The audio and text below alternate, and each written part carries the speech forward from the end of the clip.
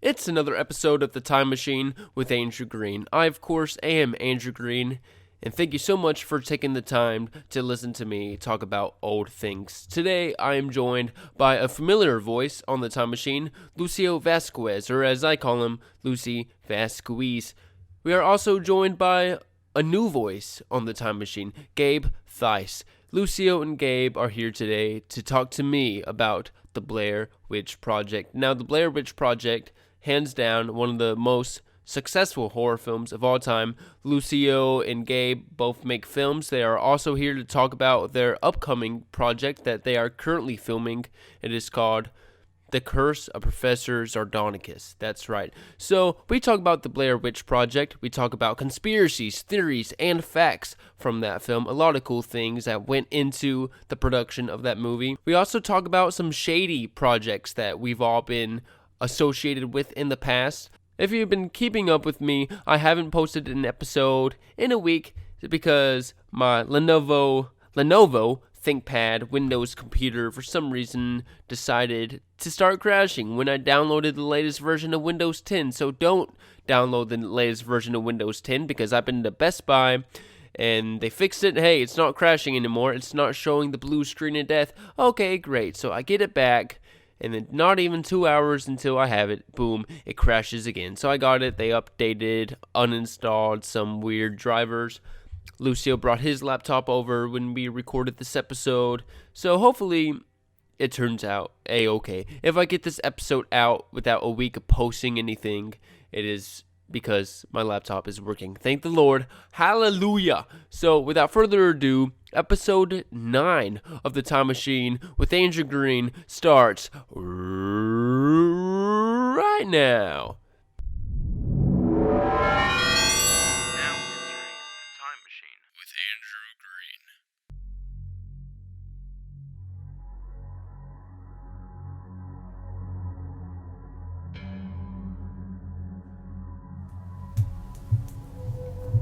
So what, should we be good now? I think so, yeah. Okay. Well, let's just not do the Yeah, let's not scream. As I was saying today, I was sitting in class today talking about postmodernism or something. I wasn't paying attention because I was writing down notes for this podcast because we are talking about, as I said, probably one of the most successful horror movies of all time, The Blair Witch Project. Yes, we are. We are, and it's, Gabe. Today I'm here. Well, let me introduce the guest, shall we? Lucio Vasquez, welcome back. Thank you. I'm Mr. Vasquezes, actually. I've changed it legally. Oh, have you? Vasquezes. Vasquezes. Based on Jesus. Yeah. I'm in the second coming. Right here, I got my friend. Why don't you introduce yourself? Hello, I'm Gabe Theis. What's up, Gabe? You can remember that as Theis Baby, Ooh. Theis Cube, the Theisenberg, Ooh. or really just anything with the word ice in it. So That's that's your own game for you to play there at home. Tice Cube? You said that already. It's okay. It's okay. Don't stop. So, Lucio, you talk about you do film stuff, but Gabe, you also do film stuff as well. Am I correct? This is accurate. So, how long have you been doing film and things like that? Well, I've only been seriously doing films probably since freshman year of college. Before that, I was, messing around with my friends and stuff. We made terrible little short films, but then I started making things for, school assignments, and I got to know more and more until eventually I was good enough to work with Mr. Vasquez over here. Yeah. And then we did a short film over the summer, and we're on our way to making our first feature film. With Alec White, Yes. who was featured on last week's episode, or probably, the last episode. I don't know if it'll be last week's. My computer's stupid, so it'll probably be That's a week a whole before nother this comes out. podcast. It's a whole other podcast. But yes, with Alec, that's how I got to meet you, Gabe. Mm-hmm. And you guys are currently, you just did the Dilemma of Winston Kurp, which should come out in October. Yes. And then you're currently, we'll probably go to it in a second about you guys' feature film that you're about to work on. We'll get to it. We'll get to it. But Gabe, it was Lucio who came to me and says, hey, the guy Gabe that we're doing stuff with, he wants to come on and talk about the Blair Witch Project. I said, oh, that'll be perfect. So Gabe, this film must be special to you in some way, I suppose. But what ways? I guess, how do you find this film important, or what sticks out to you about it? Yeah, well, like you said, it's one of the most successful horror films of all time in a lot of regards. It's the most successful financially when you look at its budget versus its box office gross. It's the most successful, maybe influentially, in that like it spawned an entire genre of found footage, and it just becomes such a huge part of our culture. Yeah, in so many different ways. So it's interesting. And it's the last most previous film that I can think did that. You know, we have a line of independent horror films that have done so much to, you know, reshape our culture and movies and everything. And this is kind of the most recent one to have done that. Yeah.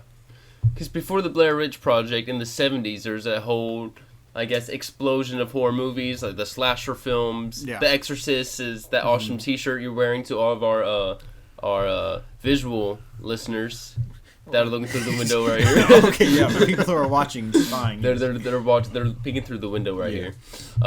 And then you have Texas Chainsaw Massacre, and then Friday the 13th, and then you kind of went through. Those were 70s and 80s. Right? Yeah. Like Halloween and stuff. Okay. And then the 90s, I guess, early 90s, was there any, besides the sequels to all of those films, was there any, besides the Blair Witch Project in the later 90s, was there any films in the earlier 90s that really stuck out? Besides Friday the 13th 5 or Halloween 6.5? Yeah. Well, there is Jason X. there are some pretty interesting sequels to those Leprechaun. franchises. Yeah, like Jason X and Isn't that the one and in Jason space? Goes to Hell. It is Yeah, the one in yeah, space. yeah. Oh, so the and best Jason one. also went to hell, and that's a whole nother cool. podcast. Yeah. So we went up and we went all the way down. Yeah. They were two He's been all totally over the place. Yeah. But more seriously, there was Scream, and that's sure. that's kind of a subgenre of slasher, Yeah. of course, but introduced this whole new meta quality into the slasher genre that, you know, you can still see going on today. Yeah. Don't forget Scary Movie now. How can I forget Scary Movie? Why would I ever want to forget Scary Movie? Right. But yeah, I forgot about Scream. You mentioned Scream, but Scream is almost one of those, like, coming of age. I don't know what to say. It's just one of those movies where it's not really scary. It's just like slasher, but hey, we go to high school. This is a teenager movie, but there's a dude wanting to kill us. It's a very like self-aware movie, absolutely. Yeah. That's the whole point of it. Yeah. Like, stay away from men with knives and masks. Yeah. Like, beware. That is like an important lesson that Yeah. people It is a very should important learn. lesson. Yeah. I mean, it's not like so many of these films aren't trying to be scary per se. That's something that kind of makes the Blair Witch Project different. It prioritizes being scary over being entertaining. Yeah. Because like Friday the 13th is just out there to have fun with, right? Yeah. And also, I think the Blair Witch, it kind of blurs the line. I think it's the first of its kind, I suppose, other than like War of the Worlds for like radio. But like it blurred the lines of reality. It did. Yeah. You know, when it came out, I think it came out in like that sweet spot where like the internet was just kind of booming. Yeah. And all the information that people could find on the internet was that these people are actually dead, like the actors in the movie. And so there was this information going in like, this is real, the people involved are dead, what the hell am I about to watch? Yeah. And I think that added definitely to the cultural phenomenon of Oh, it. absolutely. You can't talk about the Blair Witch Project without the marketing campaign that was behind Oh, it. yeah, Fantastic. definitely. Yeah. And that's there had been moves like that in horror, like people saying like, oh, some actors actually died during production, or oh, there was like this film has killed people. People have, you know, died of fright because of this film. But Yeah. nothing on this level and nothing to this success. Yeah, so because you just talk about the marketing of the it's probably one of the best marketing moves ever in cinema history, I would say. Yeah. Because actually saying, hey, because the way they had it like on the previews and the movie posters was these 3 film students from the documentary. A year later, their footage was found, and then I saw that on their actors' IMDb pages, it actually came up missing or deceased. Yeah. And good. Heather Donahue, I think that's her last name, Donahue. Yeah. Her mother actually got sympathy cards from people. Yeah, I saw that. Yeah. So and then a lot of people obviously thought it was real when you're saying like that. Like, say, when people actually think this is real. So, growing up as a kid, I heard about the Blair Witch Project and say, oh, this must be real. Did you guys ever think that this was real footage? Well, the thing is, and I guess I'm going to out myself as not a real movie guy. First time I watched it was yesterday, actually. Was it? Yeah. Let that sink in, audience. I'm Let sorry. That just sink in. I'll leave. I'm sorry. But yeah, the first time I watched it was yesterday, so I knew that going in, I really wish I could have experienced it not knowing, right? Yeah. Like, imagine going in and actually not knowing if this was real. Oh, that'd be such a cool experience, right? Also, like, really frightening. Yeah. But I already knew there was our whole society has kind of like absorbed the Blair Witch Project, and it's like a part of us now in a way. So I went in with already that knowledge in my brain. I still really I really liked it, but I just wish that I had gone in like the late 90s. In the late 90s, Sure, yeah. It would have been so cool. I mean, how many movies would it be better if we could go in blind, right? Like, if we could have seen it when it was released, like, you know, The Empire Strikes Back, we're not really going to have the chance to be able to experience that, like, twist the way they did. So, the Blair Witch Project, I mean, I don't want to say it depends on that, like, not knowing, because I think it's a strong enough film without it, but, but for sure, like, you can only imagine what that, like, theater experience was. Just wondering if this was a real thing that you're watching. Yeah. Same thing with, well, obviously I would talk about it later on, but talking about Paranormal Activity, when that came out, about, what, 10 years ago now, is it? Yeah. Something like that. Yeah. But 2009, yeah. I knew a lot of people thought that was real when it came out, but obviously I watched that movie last year, and it was just... For the first time? For the first time, I'm like, this is terrible. Yeah. See, Does not hold up. I don't think it had the same effect as the Blair Witch in terms of, like, actually portraying it as realism, right? Like, maybe there were some people out there who thought it was real. But I think in that era, 2009, it was a long time ago, granted, but still, we kind of already had the Blair Witch Project. So I think more people didn't think it was real, right? Yeah.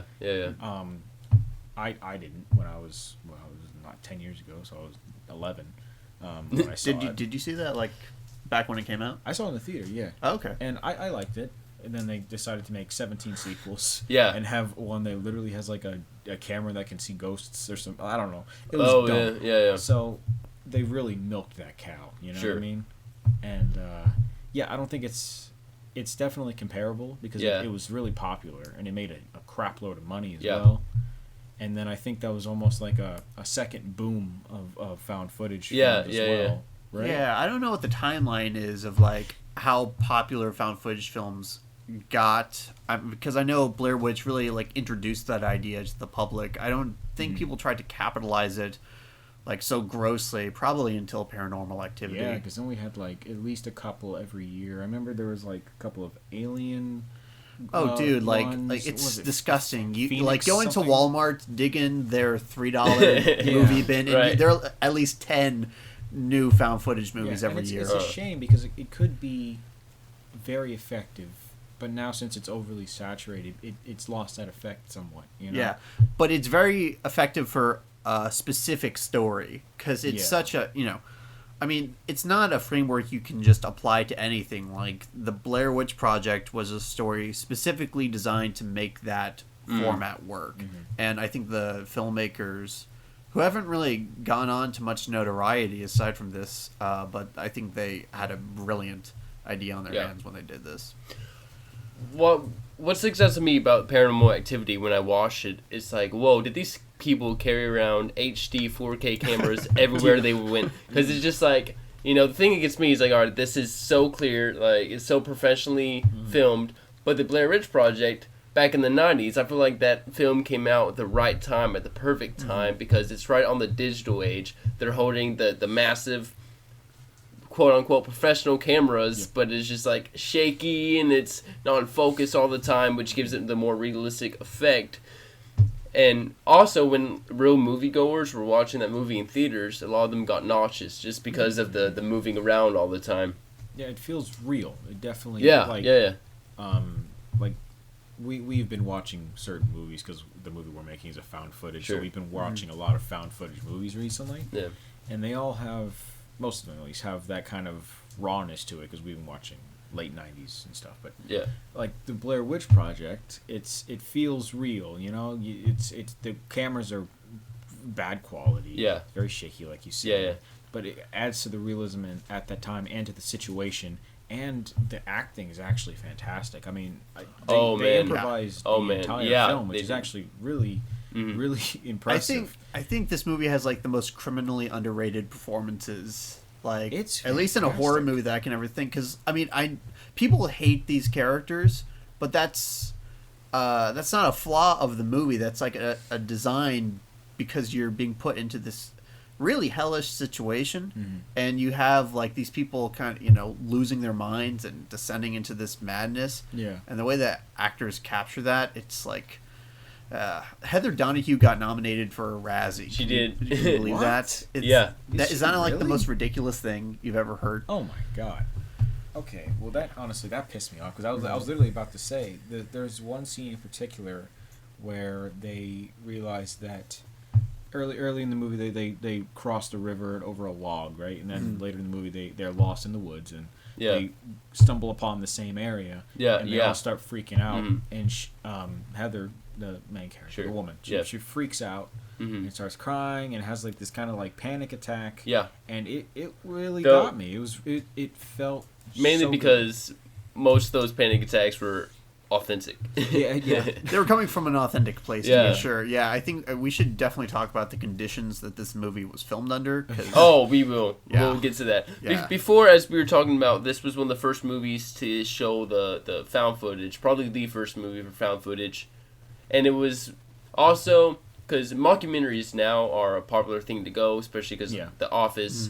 But even before the Blair Witch Project, you had movies like Spinal Tap, which was still a mockumentary type feel. But this was, I would say, a mockumentary of a scary movie, of a horror film. Do you think it was risky for them to do a mockumentary of a horror film at that time? Do you think it was a risky move? I mean, how much was the budget? Because I mean, 20, considering about 20,000. Yeah, it was a micro-budget film. I mean, the whole thing was a risk for them. Like, the actors were struggling in their careers. The directors, were trying to get off the ground. It was a risk, maybe not, like, culturally. I don't know if they were expecting any kind of backlash. But the movie was just... It was a new idea. Yeah. And putting a new idea out there is always going to be a risk. Yeah. And I mean, I know... Today, because I watched it yesterday, and after I immediately started looking things up because I was so intrigued by it. Yeah. And I know the character, or the actor who plays Josh, I believe. Yeah. Joshua Leonard. He's still an actor today. Yeah, he's the only one out of them that's... Yeah. I find that really interesting. Heather is now a marijuana grower. Yeah, really odd. But we were Might talking be good about for her, but, we were talking about the directors doing something new is because when the two directors, which have their names, Daniel Myrick and Eduardo Sanchez, they were saying they would watch a whole bunch of paranormal documentaries and they'd be like, this would be more terrifying if it was a legit movie or something like that. I'm getting static on my end. Oh yeah, I think we're good. Hopefully that doesn't pop up. It's my phone, I think. Alright, picking back up. I'll obviously cut this stuff out. Yeah. So this film, as Gabe said, it was mainly improvised throughout the whole thing. So the whole script was a 35-page outline. Excuse me. I What's said that. Did you say that? Whatever. It's fine, Andrew. Okay, backtrack. I could have said it. Lucio if you would ask me, said I could have this said it. film Thank was you. improvised. And Gabe, I guess this would be a good time to talk about the conditions of the film because did y'all know how they did the audition process for this film? I know how they did Heather's audition. I've heard her talk about it in interviews. Yeah. I don't. Yeah. You want to tell us about that? Yeah, so she responded to an ad in the local newspaper, and she went in, and they just sat her down, and they gave her a scenario. I can't remember exactly what. It was like you were serving half your sentence for killing your baby. We're the parole board. Why Why should we let you out? Yeah, they just gave her that scenario, and she improvised her entire audition. She basically said, "Well, you shouldn't let me out," and that was you shouldn't let me out for doing this. And obviously, everyone else had to answer, "Well, you should let me out because of this." She was like, "No, you shouldn't let me out," and that's part of the reason why she got it. Yeah, I mean, the heck of an answer. Yeah, Interesting. And on the audition, on the things, it was like, this is a very difficult film. You're going to be in harsh conditions. You're going to be in a wooded area. This is a hard thing to get casted for. I suppose it makes sense considering the like almost like guilt and like self-hatred that she feels towards like the later half of the movie, right? Like seeing that like I shouldn't get freed. I mean, you know, she's punishing herself. I mean, I'm sure she is part of the reason why they're stuck in the forest in the movie, and so I'm sure that character would hate herself. So I guess that would make sense. The audition. Yeah.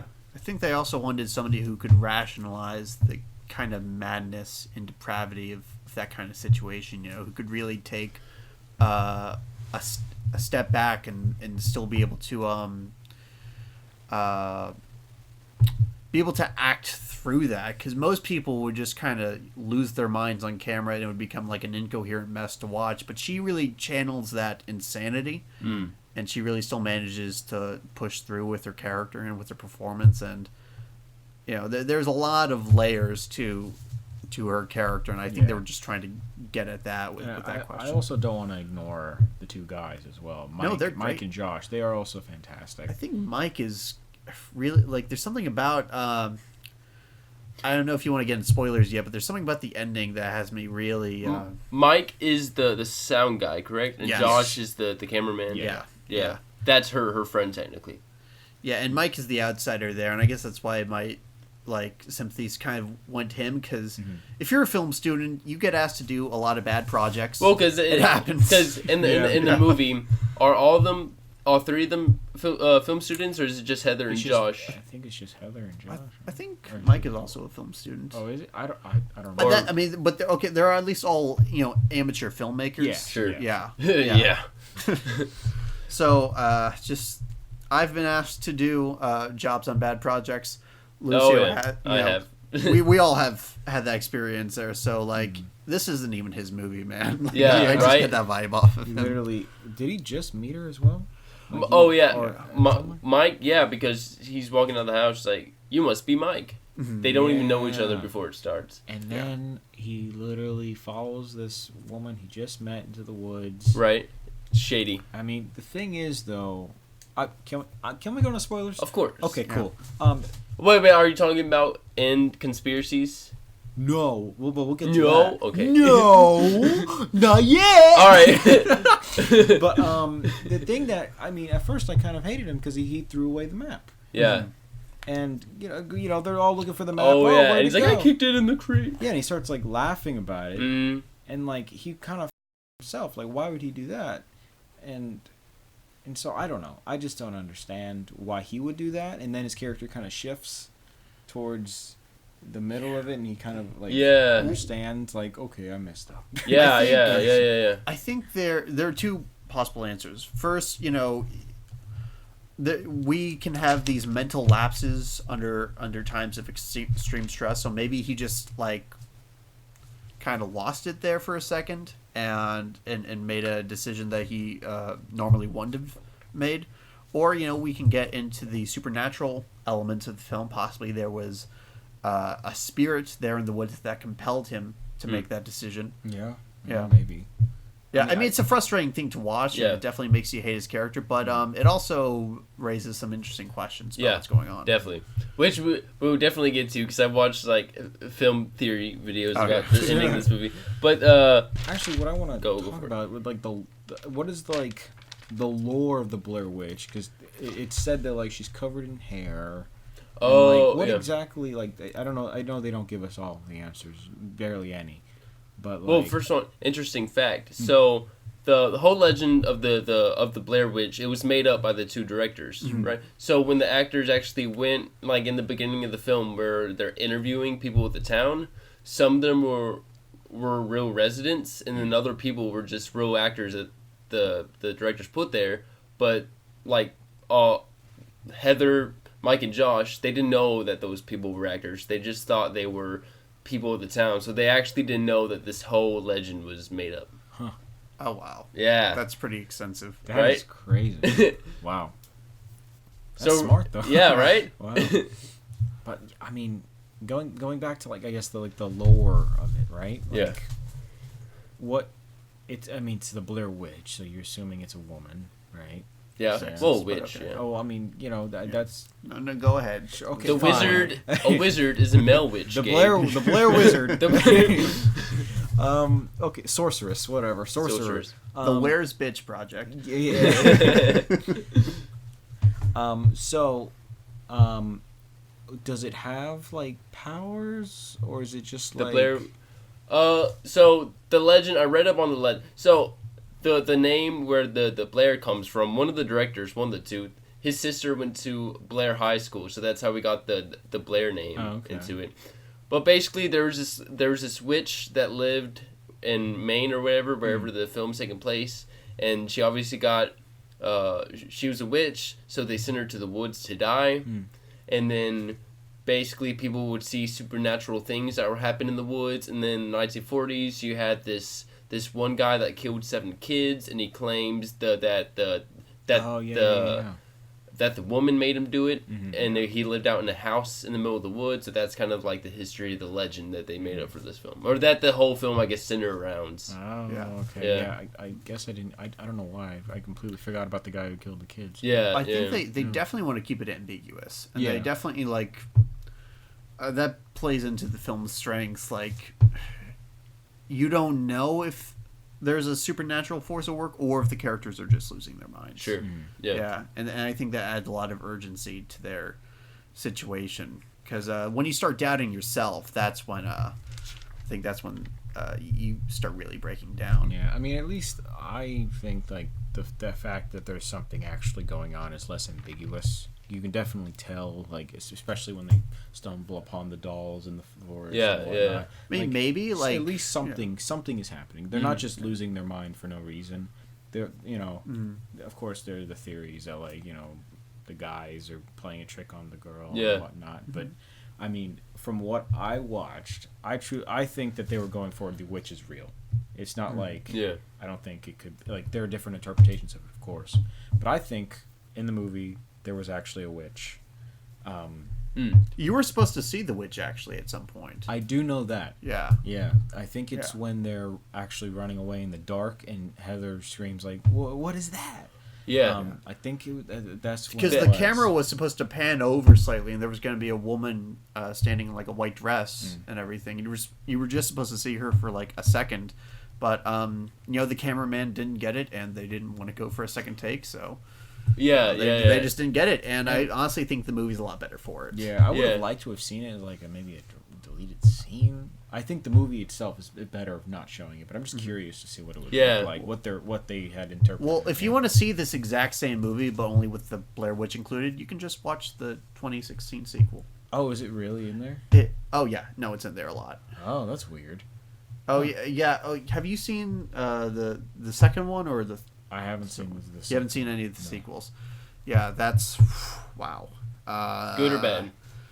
I'm gonna say bad. Yeah, I'm yeah, gonna say yeah. a heavy bad for both of them. I mean, the 2016 one was just like bland. They did carbon have copy thing. a 2016 one. And it was supposed to be what Heather Donahue's brother. That Her character's was supposed brother. To be, yeah. And like the time, if he's her brother, that means he was like 2 when she went missing. But whatever. Anyways, those are 2 bad movies. Don't see them. See this one instead.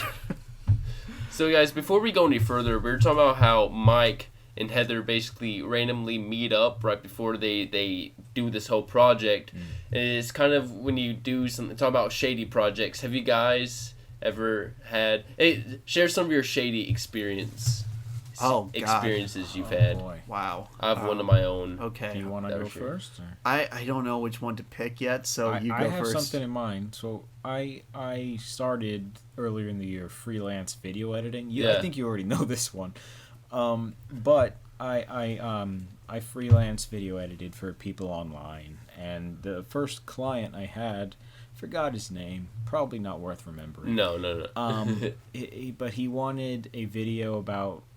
It was about geocentrism, I believe. I don't really remember, but it The flat Earth guy. Well, thanks for spoiling the story. Oh, Andrew. sorry. Okay, go on. Whatever. Yes, it was about flat Earth. Okay.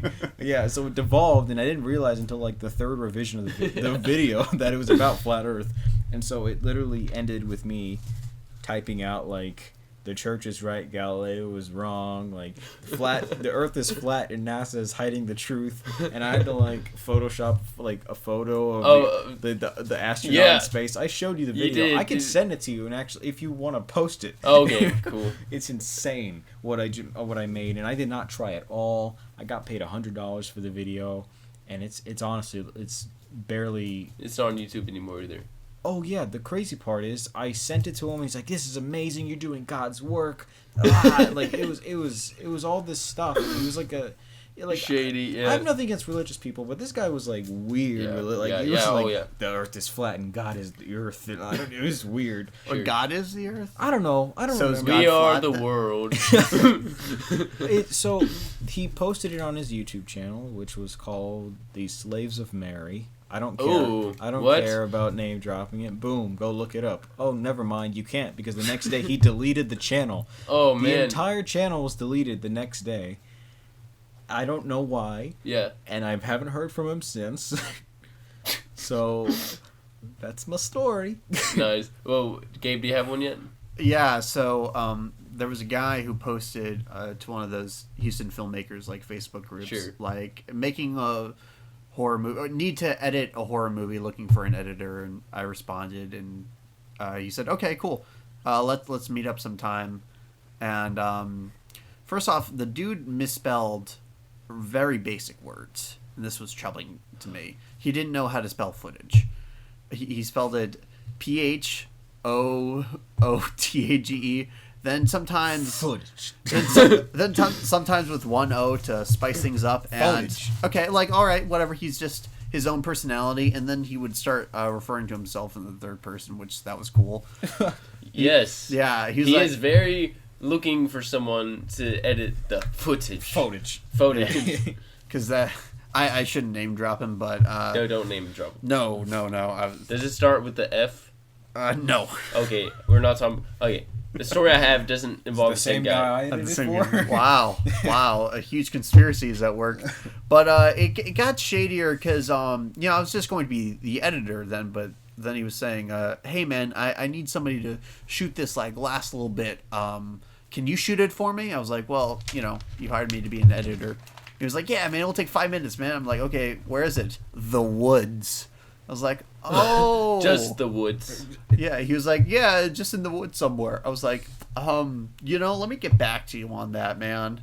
And then I never heard from him again. And I wonder how his movie came out. Some say he's still waiting in the woods for you till this day. Is still He's holding still his there. camcorder, like wiping his ears. Where Like, is he? Where's late. he needs to edit my footage. Yeah. oh yeah, and then like this is more like annoying than shady, but like the dude was there was a breakdown in communication because Yeah. I asked him like, so when can you send me the script for your movie so I can like have an idea of what I'm going to be editing. Yeah. And he said, "Why would you need the script?" I was like, "So I know what I'm doing." He's like, "No, I'm gonna be there. Trust me, nothing can compete with the actual footage," he said. And I was like, "Okay." Yeah. Yeah. Well, good thing he didn't kill you. Right? Yeah. Oh, man. Then Well, I wouldn't be here. He was actually the Blair Witch. I think he was. Only the Blair Witch footage. could misspell footage like that. She made a movie, and she wanted you to edit her footage. Well, for me, a couple years ago, I was pretty looking at the Houston filmmakers, whatever. I was in like 10 of them on Facebook every day, just looking at stuff because I was just looking to get into acting again. I found this one for this audition that I auditioned on the other side of town. It looked pretty professional, but I got the part. It was for this movie. So the movie had two titles. on the script it was called something else. I totally forgot what it was, but it's 2 different names. So I'm like, all right, they haven't decided yet.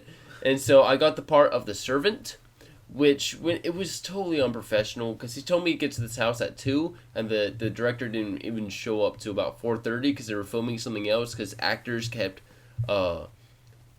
basically getting off the project because I guess he was mispromising people about certain things till they find out what the movie is actually going to be. Be like, I don't want to be a part of this. It wasn't a porno, but at least I hope not. I haven't seen it, so I got.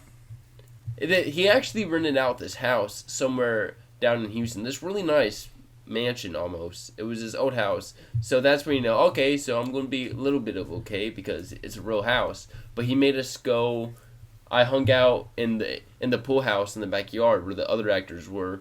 And so the director got there and it was just about the Mexican mafia or something like that.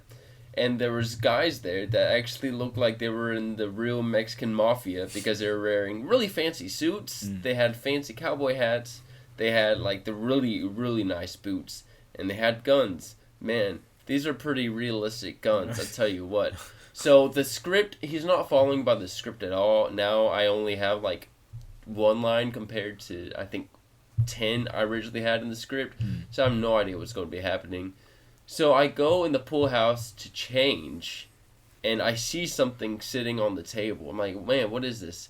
And then I look at it, and it's a magazine from one of the guns. I look at it up, and it's filled to the top with bullets. They were using real guns for the prop guns.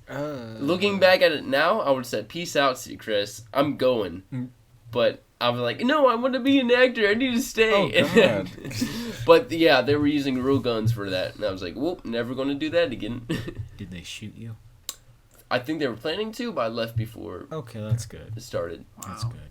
Did that movie ever come out? I have no idea. Oh, okay. Oh, and the guy also said, I'll give you $20.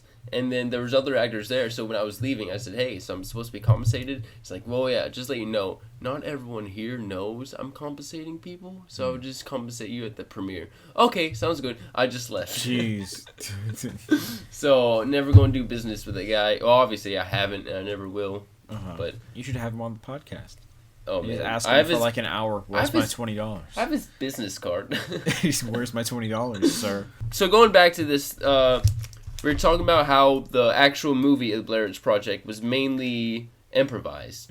It was literally improvised, meaning the directors, won by the actors when they were filming, they gave them GPSs and basically directions of where to go to find their instructions for the day shoot. Now, as you guys, as filmmakers yourself, how would you do that? Would you want to be there when things are taking place? Like, do you think you could trust your actors to pull something off like that and not even be there and trust them to go through with your Depends directions? on the actor, right? Yeah, I think like Alec, I would trust Alec 100%. Sure. I'm not sure if I wouldn't trust Alec to go too far, though. Like I feel like he'd kill his No, he wouldn't do that. But he's an actor. It depends how we directed him. I don't know. Yeah. Okay, The- Alec, the you're man gonna have is to very murder committed. your co-star at the end of this. So Right. just be prepared. No, but seriously, I mean, yeah, like Lucio said, it really depends on the actor. Now, shockingly, like the directors didn't have a real relationship with, like a previous relationship with these actors. They were only hired for this film, and I don't think I would normally be comfortable enough with an actor to trust them so much. Now, if we're working in the professional world, that's another question. But like, you know, as you know, somebody who's just getting started, and you know, you have to be very careful and selective with your methods and your resources. Also, I'd be very paranoid. Like, you know, they're literally It's like- trusting these people to not hurt themselves. You know, I mean, they're literally in the woods with like stuff, you know, equipment. You know, it's something could go wrong, and they're just alone out there. Sure. I mean, sure they had GPS Well, and stuff. it was but- at a public park. It was, and I did read of when there would be people passing by bikes or whatever. So when that would happen, they would obviously stop shooting. But there were people present, and they weren't. It wasn't like in the movie where they're in the middle of the woods, literally miles away from civilization. They were actually just like in a you know, national forest or something like that, where there were times where they just did go to people's houses just to, you know, get stuff. But Oh, I did not know that. Yeah, That does ruin the movie for me, actually. Yeah, so, I so hate it thanks now. a lot, I Andrew. hate it. I mean, God, like, it's so funny because, like, on most film sets, like, nobody can touch the camera except the camera department. And here, the directors gave the actors the equipment, just said, all right, just go off over there. Go off over there. Yeah. And just try to, you know, get some good conflict. Do the there. movie. Yeah, do the movie it. really well. Yeah, all right, check back with you guys tomorrow. Yeah, I mean, I think there's a reason why you don't see that done very often. Because, like, I mean, this was a 1 in a million type of thing. Yeah. Yeah, there's definitely an alternate universe where the actors, like, on their first day just tripped over, like, a rock and the camera's broke. And, like, that was the end of the Blair Or Witch tripped over Project. a rock and one of them, like, hit their head and died or something. Like, it's just, like, I guess, there is a lot of risk in the way. Like, this is definitely guerrilla filmmaking at its finest. Oh, sure. And now I'm thinking, like, well, since it was kind of, I mean, I guess 20,000 isn't it's not a lot of money compared to other movies, but to us it's a bunch. I would like to have 20,000. Yeah. Yeah. But I'm definitely. curious to that house at the end. Yeah. Was that at the park? Do we know that? Because I don't. So the house at the end, I looked at where I forgot that information. I think it was by that park, obviously, and then I think it was. I don't know. It was built like in the 1800s, but it's not there anymore. I'm kind of curious to see like if it was already like dilapidated or was. It was. It was. I think. Good luck. I think somebody had actually owned that house when they were filming, and they asked the owner, you know, if they could film it and everything, and the owner's condition was, yeah, if I'm in the movie. So I actually think the owner is somewhere in the Blair Witch Project as an extra. I don't know if maybe one of those opening interviews. Yeah, maybe. Yeah, sure. Maybe, yeah. Wow. Yeah. Could So, was it a man? It might woman. Be the I think it older- was a woman. Okay. Yeah. There's a really, really interesting retrospective interview that the actors did, I think at a convention, maybe in 2014, where they talk about what it was like actually doing this guerrilla filmmaking, and they were just convinced it was like going to be a bomb. Oh, Yeah. really? Yeah. Yeah, because, you know, I mean, as an actor, you want to have faith in your director, right? That they have a strong vision. And when the director says, here's the camera, you go make the movie. Sure. Yeah. Like, that doesn't give you a lot of confidence. So for the first couple days, they were just freaking out about the whole thing. And also, like, they were told that, you know, they have to have conflict with each other. So, I mean, the actors just didn't get along because that's how they were staying in character. But I think after a certain point, once they kind of got into the rhythm of the production, they gained more confidence. They didn't know it would be a huge hit, but they were like, okay, this might go somewhere. Sure. Yeah. And like, I guess I could see the kind of,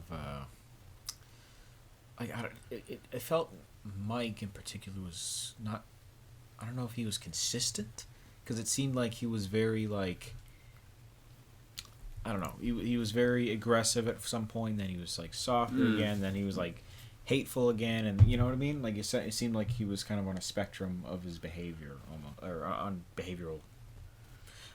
I'm losing my train of thought, but essentially, But I'm I see trying what to you say mean. he's kind of all over the place, as opposed to like Heather, who's kind of consistent in her character. Josh, I mean, he has like one little breakdown as well, but Actually, it's interesting because Josh is the one of the actors who was really fighting with Heather Donahue the most. Yeah. Yeah, and it was actually getting so bad that the directors finally stepped in, and they said, you know, we're making a movie. Let's dial this back a bit. So, I guess they just there's hours and hours of footage of Josh and Heather just arguing. That they had to cut out, which is a weird thought because he seems like a really nice guy in the movie. But, yeah. I mean, there are points where he, like, I remember he pretty shoved a camera in her face. He's like, what's your motivation? We're stuck in the woods. It's all your fault. Yeah. That was one of my favorite parts. Yeah. He's just like so like awful. But something actually that is so much makes the Blair Witch Project so much better than other found footage movies is they actually have a reason that the cameras are still rolling right now, and that actually becomes like part of the characters. Yeah. Yeah, and that's actually like a really big part of like the movie's themes is like, you know, kind of objective reality through this kind of filtered reality. Yeah. Like, and that's how Heather takes comfort in this whole situation.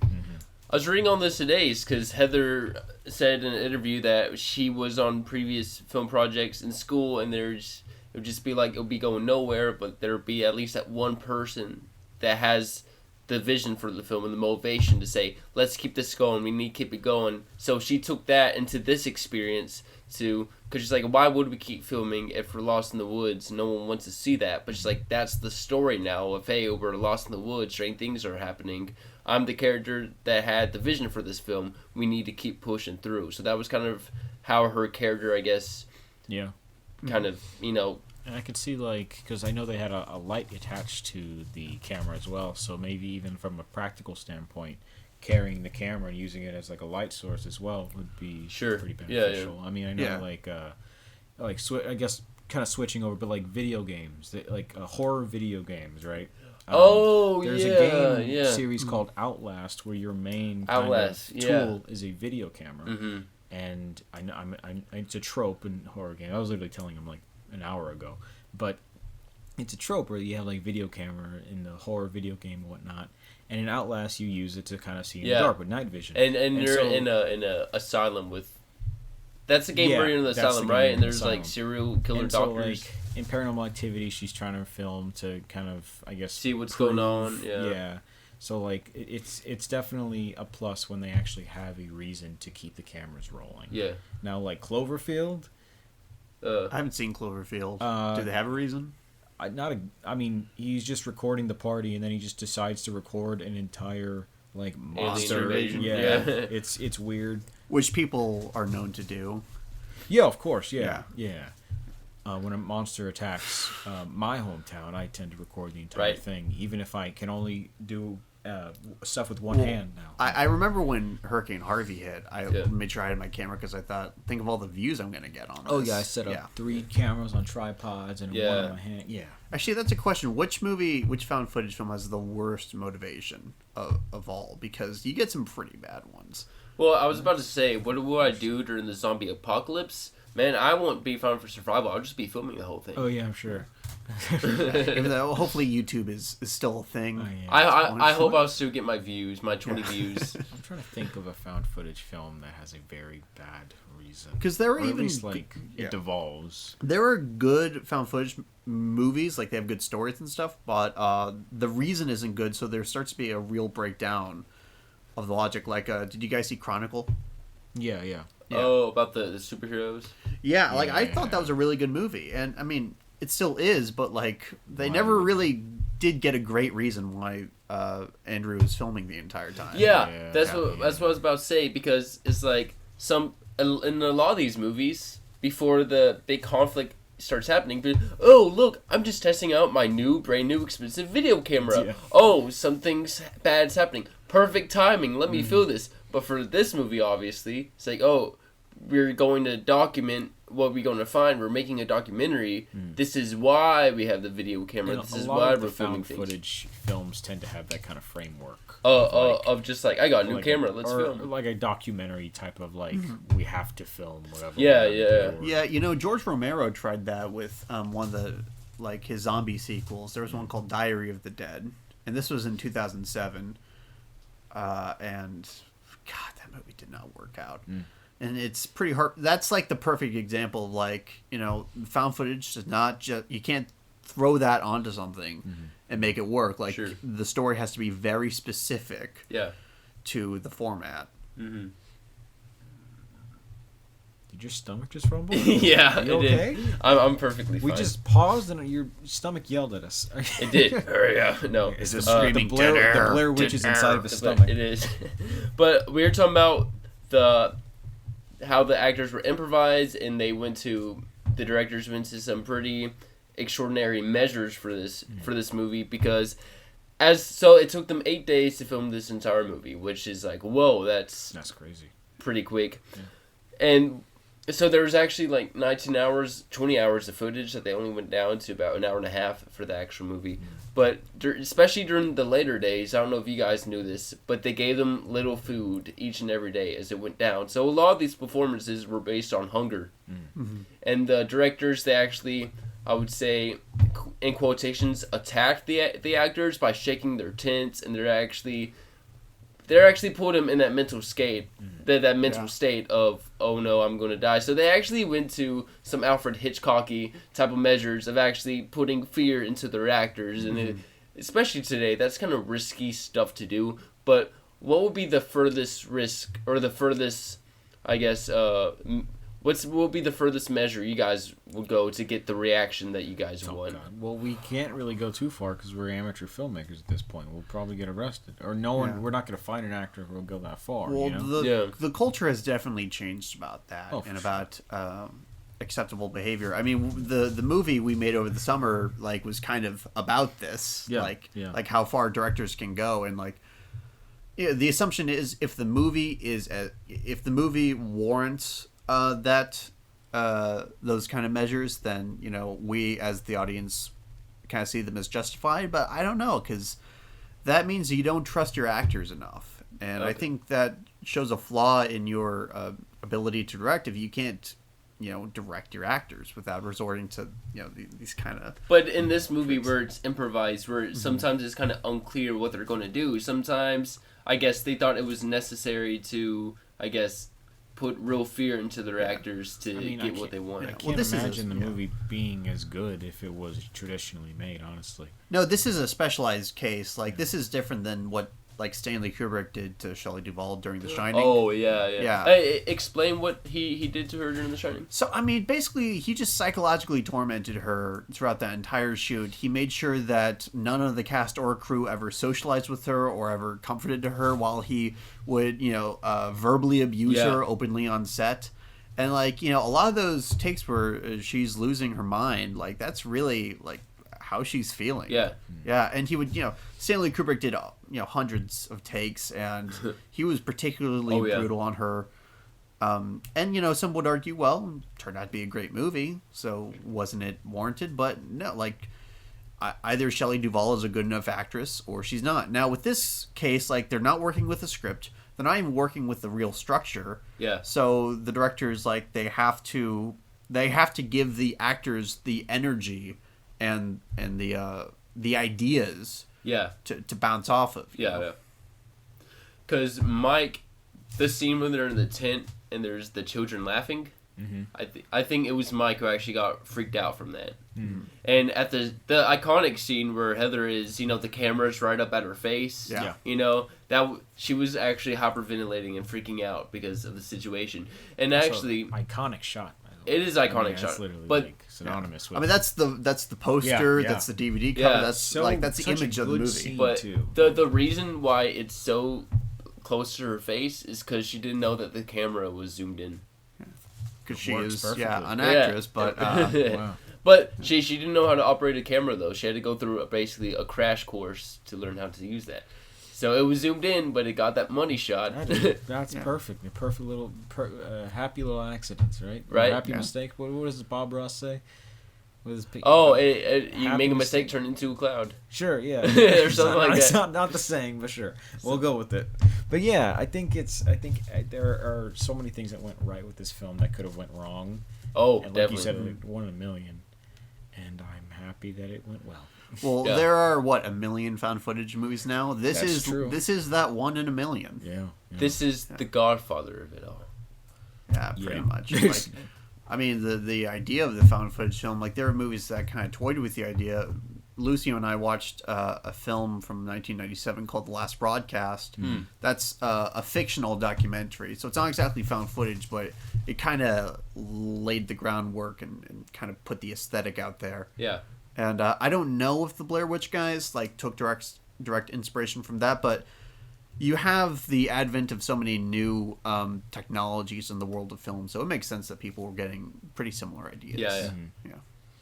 And talk about this film. What also made it news that, that shot we were just talking about with the camera right at Heather's face when she's crying and she snot's coming out of her nose. She's saying in a regular, I guess, traditional film, you wouldn't have that because people are always trying to look pretty or make it look good. But I guess it wouldn't have. Yeah, it would have been as raw and real. Yeah, it's this makes it authentic to the naked eye. I would say incredibly uncomfortable as well. Yeah. Yeah, definitely. legit, if you want to see the Blair Witch Project done wrong, like Hollywood trying to do it, like the 2016 version is just that. Like there's no rawness. That you can tell it was a scripted movie, and you can tell. You had competent people both in front and behind the camera, but they weren't working with the right mindset, the right framework. I haven't seen it, but I kind of want to just to compare it to. To see. It's an interesting experience for sure. Yeah. So, as I think it was you, Gabe, who said that they didn't show the Blair Witch in this movie, but you feel like it was good that they didn't, because some movies where there's a mystery to something and they reveal it, most of the time it's below people's expectations of what they see. Yeah. Less scary. It's like, for example, when I saw the new Star Wars movie, The Force Awakens or whatever. Is it the newest one? The Last Jedi? The Force Awakens? It was the 2016 one, I think. Okay, for Force Awakens. So it's like Kylo Ren, his mask or whatever, said they shouldn't take off his mask because that would kind of take the fear away, I guess. The fear factor of this new Darth Vader. Then you take it off and you see the big head of Adam Driver. Like, all right, well, all respect I have for this character is now gone. That's how I felt. But that was kind of the idea, that was a conscious right? choice, though, yeah. But I get what you're saying. It's like, it basically, when someone takes off a mask and you see it's just a regular person. Yeah, imagine Michael Myers just takes off the mask and he's just like... Hi! Well, he has done that. He has taken the mask off Did before. you see his face? Yes. Oh, yeah, okay, you see his face in the original 1978 movie. A lot of people forget that, but you see it pretty openly. I guess I didn't know that. Okay. Well, see, it's like, it's due to that is where you think this movie's real, then all of a sudden you see this mystic, I guess, Blair Witch. It's like, well, this movie obviously can't really be real now. It kind of takes the mystery away of, because the whole thing of the movie is there really a Blair Witch? Even up into the ending, what happened? What did the Blair Witch get? It leaves that suspense going on. So I feel like if they did show the Blair Witch, it would kind of just be like, all right, well... Yeah. This is kind of... We already have all the answers, essentially. Yeah. Is there a witch or is there... Oh, there's a witch. I would say, what comes to my mind is a Quiet Place. Yeah. Okay, that's better. Because I think it's a really great movie. Even after the monster is pretty much shown, it's not that it gets worse, it's just the fear is lessened in a way, because you see the monster now and you're like, oh well, that's what it looks like. Yeah, usually, I'm sorry, you go.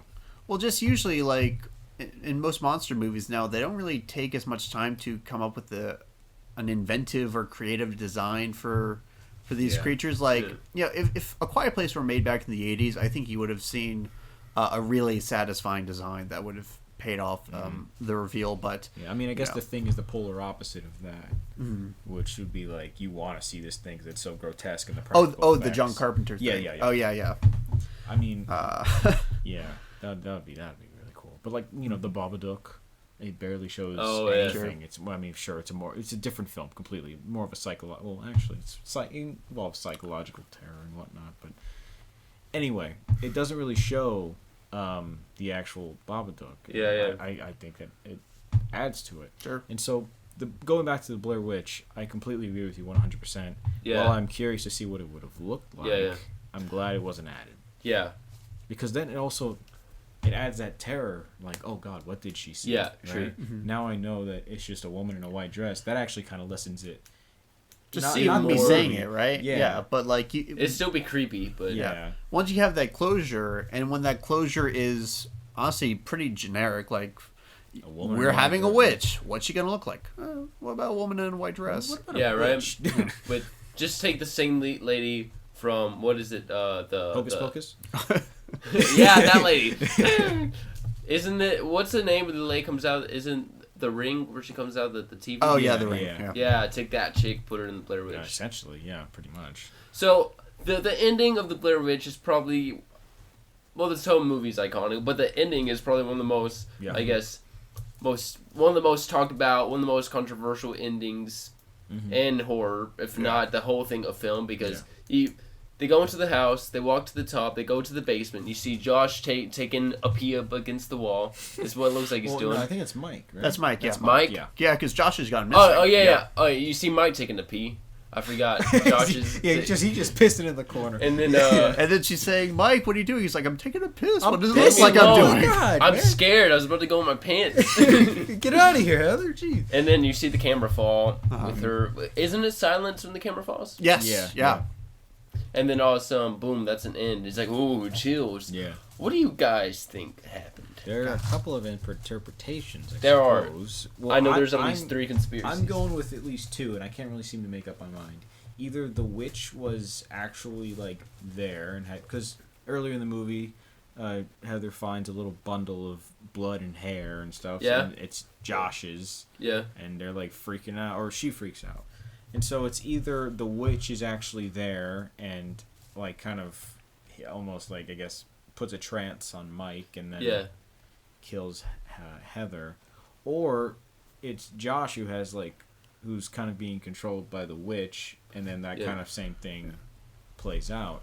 I don't know, because there's the story of the man who killed the kids and made them stand in the corner. Yeah. So I'm leaning more towards that. Of Josh being controlled by the witch. Yeah, I think so. Well, there's the conspiracy I've heard most is that there's no supernatural element, that Josh and Mike are conspiring to kill Heather. That's what I think. Yeah, and that it's Josh who grabbed her. Now I don't know if I prefer that to the supernatural angle, but there is a lot of evidence there, and it makes the most sense.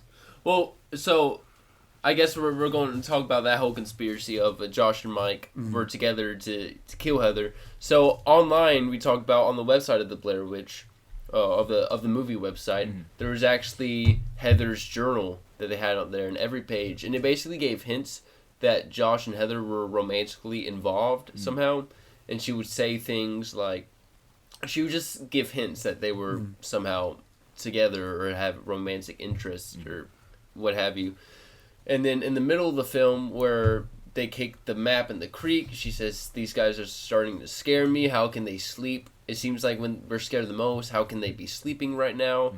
And it's just kind of like one day there'll be weird, and the next day they'll be perfectly fine when she's freaking out. And it talked about how you see Josh's hair and his blood on a T-shirt with the teeth, and people are like, how can his teeth get there? But the teeth they actually got it from just a dentist office. It was that easy for the movie. So there's like, well, we know how easy it is to get teeth from someone, so they do that.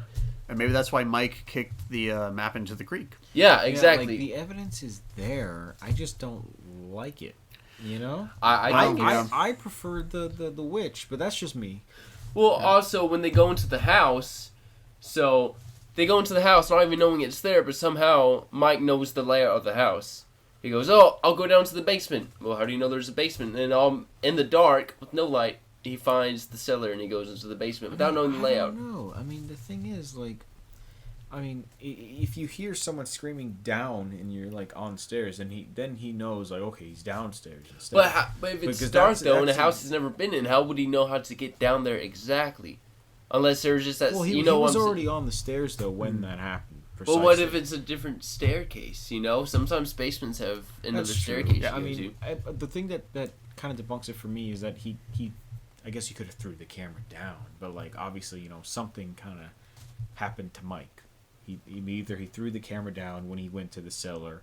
Well, no, he's still holding the camera in his hand when he's in the corner.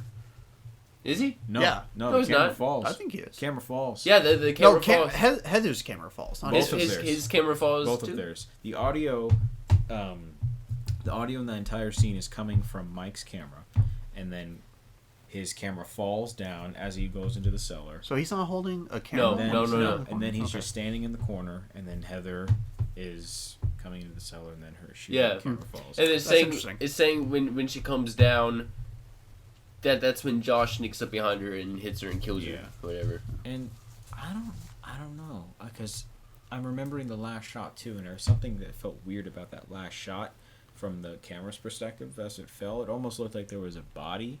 I don't know if it was just me seeing things, but there looked like a bit of a figure laying in front of in the corner. Really? I don't know. I'm gonna have to look at that shot again. But it falls. Yeah. There's kind of staticky stuff, but it looks like there's something in front of the camera kind of laying there. And so I don't know if that's supposed to be Josh I don't know if it's just me seeing things. I don't know if that was intentional or not. But Yeah. you know, it just adds to the questions and no answers. Yeah. Yeah. And I kind of like it, honestly. Yeah, You know? definitely. I mean, it's really cool that like this movie can have two completely different interpretations and still kind of like it still works. Yeah. You know, because I mean, the way I see it, I like it more that there's an actual witch, and then maybe their inconsistent performances are just because it was improvised. You know, Yeah. I mean, you and I do improv, Yeah. and you know, so we know that like sometimes in a scene it's sometimes inconsistent within the scene, and they're doing it throughout 8 days. Yeah. And so anything can happen in those, like, you know, they're given different instructions every day. It adds to the plot that at least that they know of, so they're acting maybe differently, and it might be inconsistent with the first day. Yeah. Now, I don't think it detracts from the movie overall, but that may be a factor. Maybe a factor in you not buying that conspiracy, or No, it just may be a factor in, like, how I mentioned Mike was inconsistent Oh, yeah. in his Oh, behavior. I don't and think stuff his like that. inconsistent. Like, I mean, humans are really inconsistent That's creatures. true. Yeah, That's when it comes to true. behavior, like Yeah. he almost came across like a child to me. Like, you know how a child will throw a tantrum and then be really apologetic about it when he doesn't get what he wants. I saw a lot of like logic to the performances here, even in the inconsistencies. Yeah. I don't buy the conspiracy because, like, I mean, for all that build up for the supernatural kind of essence, like, they're not making a movie about just two guys who like conspired to murder a chick in the most convoluted way Yeah. possible. Also, if they did, who was rustling their tent? Is someone else involved? Then that just adds more questions. You There know? were, So- were they all in the tent when that Yeah. happened? Okay. Yeah, they Were they all sleeping in the same tent? Yeah. Okay. And so when you see that, then you have to think, okay, if this theory is actually true, then there's some other unidentified person involved in this conspiracy. I mean, it adds more. It doesn't make sense to me. You know. Yeah, I definitely go with the supernatural thing. I don't think there was a physical Blair Witch. I do think that there was like maybe more the of a possession spirit. of Yeah. a spirit that maybe took control of some body, maybe the body of Josh. We never know what happened to his body, so yeah, it's entirely possible. Then I mean, yeah, okay, I could see that. Although I would ask, what did the woman in the beginning say or see in the woods? Because she was the one who supposed to have the encounter with Blair Witch and was describing her physical form, like a woman covered in hair, essentially, and all that stuff. I believe she's full of crap, and Heather got murdered by Mike and Josh. That's what you truly really believe? that? I believe she got murdered by did I say Heather and Josh? Well, I mean Mike and Josh. You said she got murdered by Mike and Josh. Yeah, makes sense. I believe that part. And there's no Okay. supernatural force at play. No. Okay. Okay. And that's a valid interpretation based on the evidence given by the film.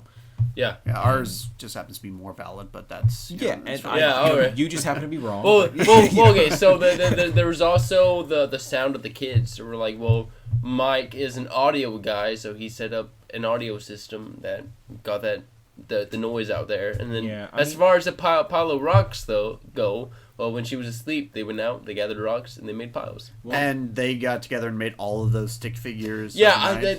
that was the part that I think I just blanked out when I was She- watching the video. But She also mentioned at the beginning of the film that she sleeps like a rock. Nothing yeah, really- that too. So, you know, there is that. There's that. Man, they must be some hardcore like arts and craftsmen to Yeah, be going right. out there and like They making brought, all like- those like amazing stick figures. Right. Yeah, Now- that was the part where Yeah. I think I blanked out on. Another thing for me is that there's just not sufficient motivation. Like I would like if that is true and if the movie's going for that, I would like to know why they would want to kill Heather from the outset. I could be led to believe that they were driven to kill her by a spirit. Well, it's Yeah. like I said, like The whole Josh and Heather relationship. were in a Yeah. relationship, and he probably got pissed about something. But and that's he's like outside of the film, right? Yeah. So like these are outside sources that like Sure. if we're just judging Oh, it by sure. a film, Yeah, like the film yeah, yeah. itself. oh yeah, Yeah. open for interpretation. Mm-hmm.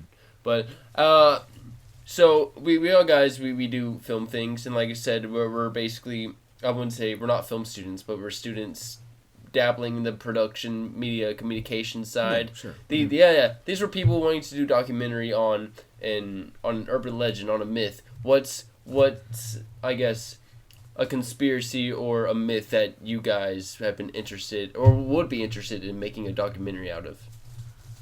Well, there's this myth called Professor Zardonicus. Oh, really? No, I'm just. See what I did there? That was We'll get to that. Yeah. Are you asking seriously, send you up or for is this a really good transition? You can plug your stuff in a minute, but no, Okay. this is a serious question. That was a serious question, Lucio. Well, anyway, that's a good question, and I haven't really thought much about it in terms of like urban legends. Is there? I mean, I thought Or of like just in- crimes, Yeah. like stuff like that, but There's not like a myth, Well, a legend. there's as far as the crime though, I had the idea for the documentary I had earlier this year that I tell Lucio, you definitely know about it. Gabe, you don't. I've told them. Oh, you have? Yeah. Okay, cool. Well, I'll tell just for the sake of this podcast. Sorry, But I yeah, ruined and it. then in Houston, basically from the years 1970 to 1973, there was a man named Dean Coral that in the time lived, you know about it? Yeah, Oh, yeah. That's good.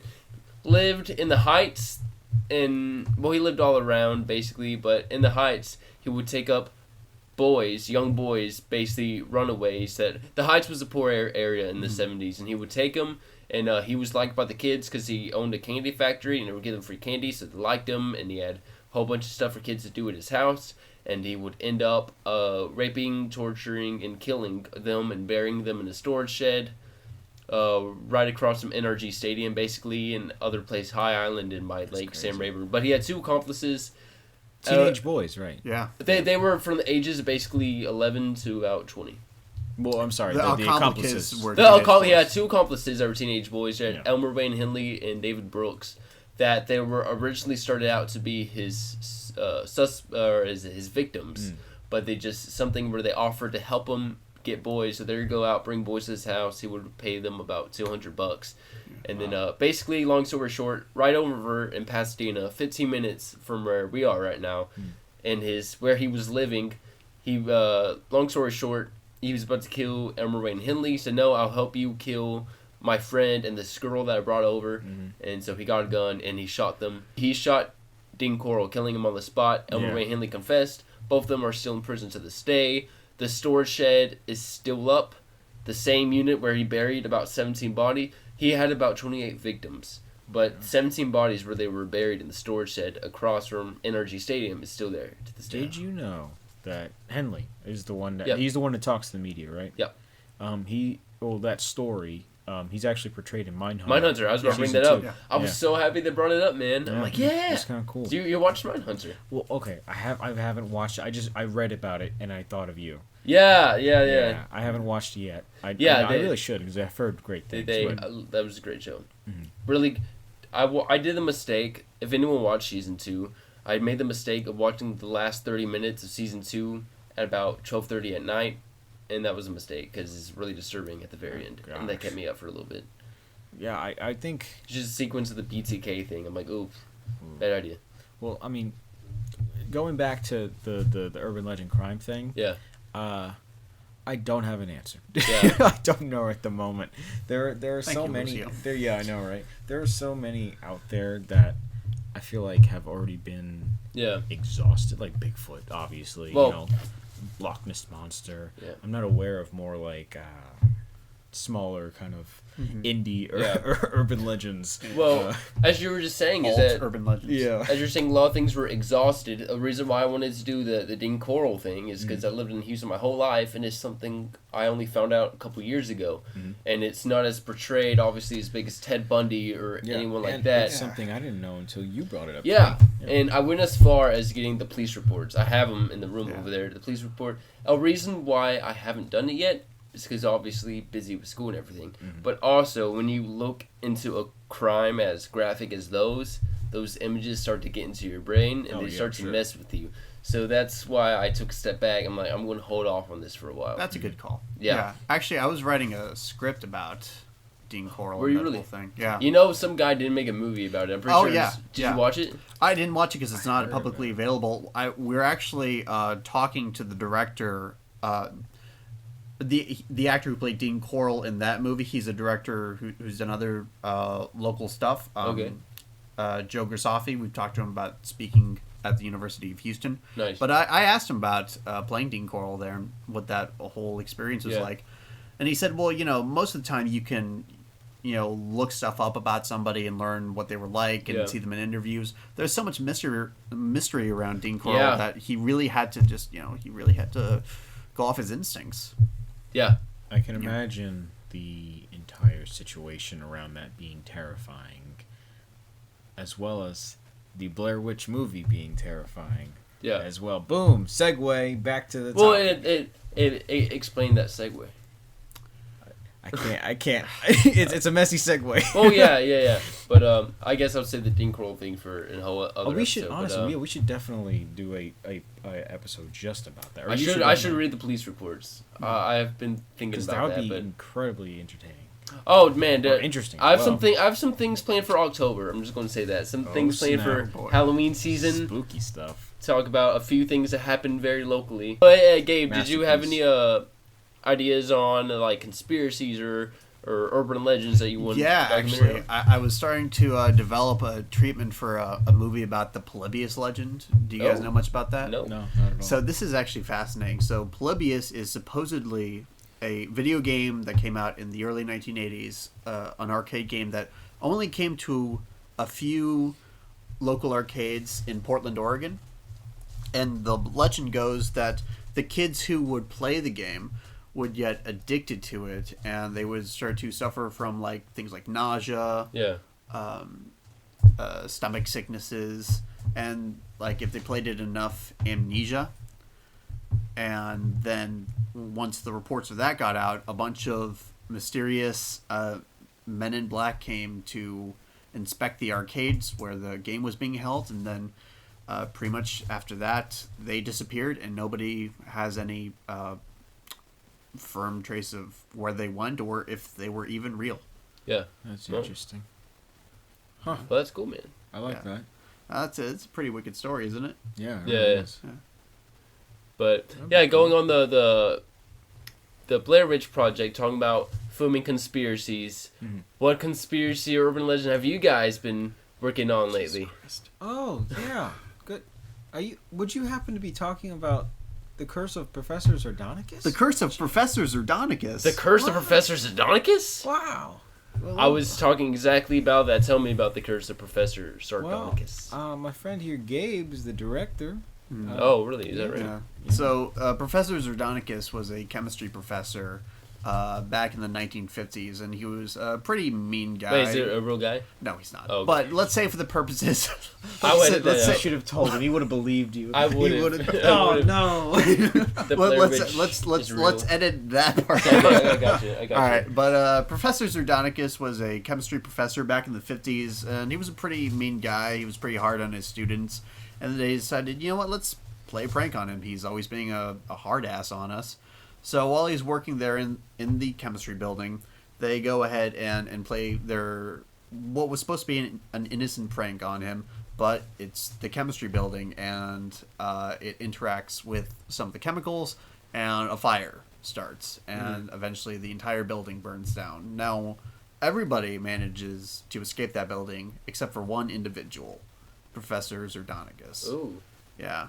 So, nobody knows what happened to him because they never found a body. But some people, I'm not saying I say this, but some people think that at night when they're walking back from their class, from their dorm, whatever, they see a shadowy figure running about, hiding in the bushes, hiding behind the building. And they think this might be Professor Zardonicus. Not exactly humanoid. In nature, but they do see something. They see something. Yeah. They don't even know. They just see something. And so the movie takes place in modern times. Okay. It's about a film student making a documentary about a fellow student who believes in the urban legend Professor Zardonicus. At this point, Professor Zardonicus is kind of turned into the campus joke in a way. Yeah, he's a joke. He's not something that people take seriously. Yeah, people don't really think it's real. Yeah. It's just something that people say to each other on campus, like, watch out for Professor Zardonicus. Sure. Yeah, and you'll see his name scribbled on the bathroom walls But there is one young man who believes in his existence and even claims that he was attacked by Professor Zardonicus. So he's trying to get people to believe his story, so he gets this film student to make a documentary about him trying to prove the existence of this creature. Yeah. And you guys are when y'all start production on that? So we're going to be starting we're going to start shooting Like 3 days. Yes, this Friday. Very nice. Yeah. That's crazy. So actually, yeah, when this comes out, we would have already shot, like I think 2 scenes or a couple scenes already. A couple scenes. Yeah. Yeah, A couple yeah. scenes, handful of scenes. Whenever this comes out. Yep. Yeah. Yeah. Whenever. So like next week, right? You think? I'm hoping It doesn't matter. It doesn't matter. We'll, It'll come we'll out. be shooting. We'll be shooting soon, guys. Don't worry about the Yeah. logistics. But it's really exciting. It's going to be a full-length feature film. Nice. It's about a 96-page script. I don't remember exactly. I think last I checked, it was 100 pages. Wow. Yeah. So yeah, we're And it was going to be even longer, but halfway through writing the script, I realized, the second half of this story is actually incredibly dumb. This is a better stopping place. Yeah. Yeah. So, not the best endorsement, but we cut out the dumb stuff. All right. Hey, every first draft has dumb stuff. That's true. Curse of Professor Sardonicus. Don't worry, we cut out the dumb stuff. Yeah, that's a good tagline. So, guys, as we wrap up here, what's anything else you would want to leave off about the Blair Witch Project? I'd say that there's probably not a more divisive or polarizing horror film that I'm aware of, because people are really split on this. I know a lot of people who truly hate this film, and I respect their opinions. It's like I said, it prioritizes being scary over being entertaining. Like, it's not a traditionally atmosphere. atmospheric, intense, and I really value that. And I think the thing about the found footage genre is that it's sold out, and it's trying to be like the new slasher genre, but that's never what it was meant to be. And to get the true found footage experience, you really have to go back to the Blair Witch Project. Yeah. Well, my thoughts on the movie, I really enjoyed it. Yeah. At first, it definitely started off like really slow. Yeah. And I kind of was thinking in my head, like, oh gosh, is this movie gonna be overhyped? Like, because I guess I was being pessimistic. But then you realize that like it started slow for a reason. It didn't necessarily need to go like 100% at first, obviously. Yeah. But like you kind of buy these people. These are actually like real people. You see like doing extremely mundane, boring stuff that at first you're like, why the heck am I even watching this? But then it kind of actually pulls you in and think like, okay, I can get behind these guys. Yeah, it lowers your guard, right? Yeah. Yeah. And towards the end, I was fully invested. I was actually kind of surprised. I don't think it's overhyped at all. I really enjoyed it. Nice. And like I said, I think it's really great that people can have different interpretations of this movie and all of them be pretty much valid, Mm-hmm. Overall, really enjoyed it. And Professor Sardonicus is scarier than the Blair Witch. Well, with that said, I guess we'll have to wait and see. Gabe, Lucio Vasquez, No. thank you for coming on. Also, one more thing. What's My up? last name is actually Vasquez. Vasquez. Just throwing that out there. Sounds good, Lucio Vasquez. All right. There you have it. Thank you so much for Lucio and Gabe for taking their time to listen to me talk about this. As I said, yes, I am planning to have some pretty cool things going on in October. Going to bring the spook to the time machine. I hope so. I did talk about the Houston mass murders and the Ding Coral murders and all that stuff. Yes, I do have the police reports from that. So maybe during one episode I may crack that case open and we can take a look at it together. So stay tuned for that, definitely. Keep followed on the socials at Andrew P. Green on the Twitter, at Green_Go97 on the Instagram. Go like The Time Machine with Andrew Green on Facebook. And thank you so much again for listening to me talk about old things. I'm Andrew Green, and we'll check you out later.